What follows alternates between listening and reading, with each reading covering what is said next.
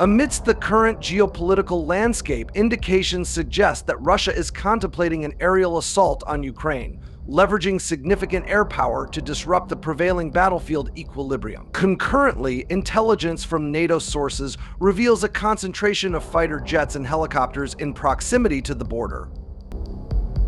A spokesperson for NATO emphasized the urgency of reinforcing Ukraine's air defense capabilities given Russia's escalated military maneuvers and the looming specter of invasion.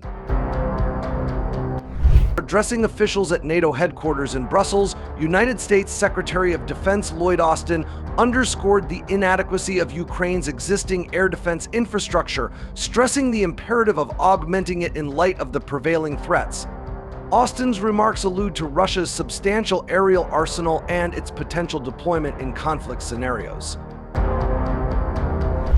We are steadfast in ensuring Ukraine's capacity to defend itself against potential aerial incursions by Russian forces, asserted Austin. Reports from NATO intelligence further corroborate Russia's buildup of fixed-wing aircraft near the Ukrainian border, signaling a possible shift towards aerial confrontations in the event of escalation.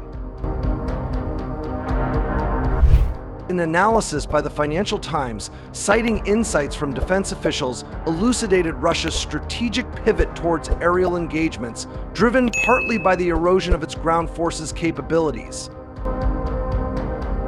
This shift underscores the pivotal role of air defense in Ukraine's survival strategy, necessitating a robust augmentation of its defensive capabilities. In response to inquiries regarding potential military assistance, Austin refrained from making immediate announcements, reflecting the complexity and sensitivity of the ongoing deliberations among Ukraine's allies. Western defense leaders convened to deliberate on both the enhancement of Ukraine's armament and the sustenance of its existing inventory, mindful of the escalating demands imposed by the protracted conflict. Ukrainian Defense Minister Oleksiy Reznikov underscored the urgency of bolstering his country's military capabilities, exemplified by his presentation of a fighter jet image to journalists.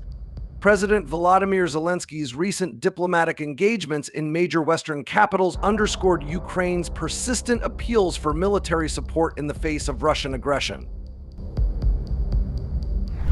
While the provision of fighter jets remains a subject of ongoing deliberation, various NATO members, including the Netherlands and Slovakia, have expressed willingness to explore avenues for supporting Ukraine's air defense efforts. However, differing viewpoints regarding the prioritization of munitions procurement vis-a-vis fighter jet deployment highlight the nuanced complexities inherent in strategic decision-making. German Defense Minister Boris Pistorius emphasized the exigency of prioritizing munitions and air defense systems over immediate discussions surrounding fighter jet procurement, citing the substantial lead time required for pilot training and operational readiness. This cautious approach underscores the intricate calculus governing NATO's response to the evolving crisis in Eastern Europe.